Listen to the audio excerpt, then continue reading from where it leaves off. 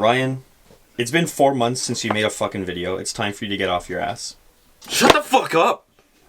Are we gonna talk about the origins of baseball as the British game of rounders? Fuck no! Are we gonna talk about the super controversial and complicated history of the game of ice hockey? What about the Blenheim, one of the most underrated planes of World War II? Okay, just stop. We're gonna be doing monitor ships today. Fucking monitors? Yeah. Let's talk about something serious, something important, something game-changing. There's times in everyone's life where they have a chance to make a lasting and important impact on this planet. Monitor ships are not what you think they are. They are, in fact, ships that make use of an all-large armament. They were not fast or heavily armored. So what in God's name could these things be useful for? Well, as it turns out, they were very useful, and even strangely saw widespread service for over 100 years. And there is still one in service today. The first monitor was the aptly named USS Monitor. Clever, boys. It saw service throughout most of the Civil War, and played an important role in the Battle of Hampton Roads. The ship was unique for having a turret in the 1860s, which made it extremely effective in battle and was revolutionary, prompting the creation of other similar ships. The main issue with the Monitor was a simple one. It only had 2 guns, and Secretary of War Edwin M. Stanton threw a fit that it could not properly defend the Potomac River. Even despite its shortcomings, the ship proved its worth in the upcoming battle against the ironclad CSS Virginia. So the USS Monitor was a successful ship, and proved that a small ship with disproportionately large guns can be successful. So the rest of the world went fucking crazy. I direct you no further than the British. Look at it! Look at the dirt! This magnificent beauty was not the first or last monitor built by the British, but shows why this type of ship was freaking amazing, especially when the British took it on. The HMS Abercrombie, the ship that's been on screen, may look relatively normal or unthreatening. But I want to educate you a little if you'll let me.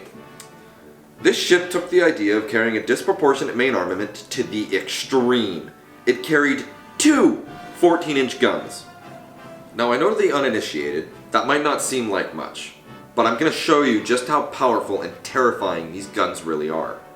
The video you're watching is of a battleship that weighs around 40,000 tons, with a crew of 1,556. The Abercrombie weighs in at 6,150 tons, with a complement of 198. What? These ships literally encapsulate the definition of glass cannon. Their main purpose was to be shore bombardment, softening up ports and targets inland. These guns were so powerful they were used in the Second World War to delete enemy ships and shore emplacements. These little ships were versatile, and they also managed to last into the Second World War. They were like bazookas on jet skis. I'm going to give you a breakdown of British monitors from the First World War, in what I like to call the lightning round. The first was the aforementioned Abercrombie class. 4 were built and all were launched in April of 1915. 1 was sunk in battle, the rest were scrapped between the wars, with the last one, HMS Roberts, surviving until 1936, having been used as a drill ship. These ships were very boxy, having been built from an almost all off-the-shelf technology that was well understood. They were also going to be named after famous American figures, but since the US was still neutral in the First World War, this wouldn't have been very diplomatic.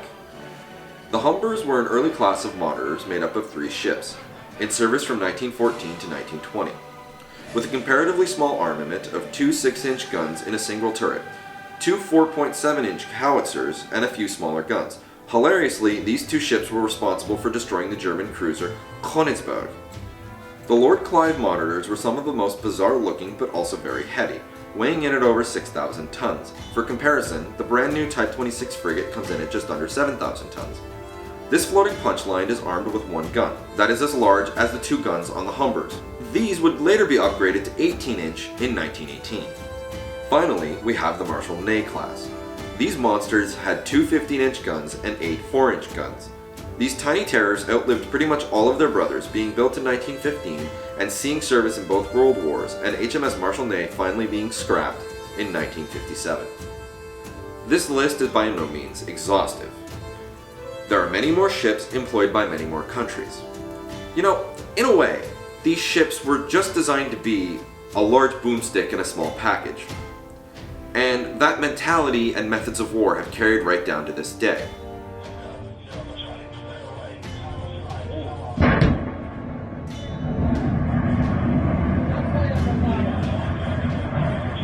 Oh, Scheiße. Oh yes, the seas are safer than ever.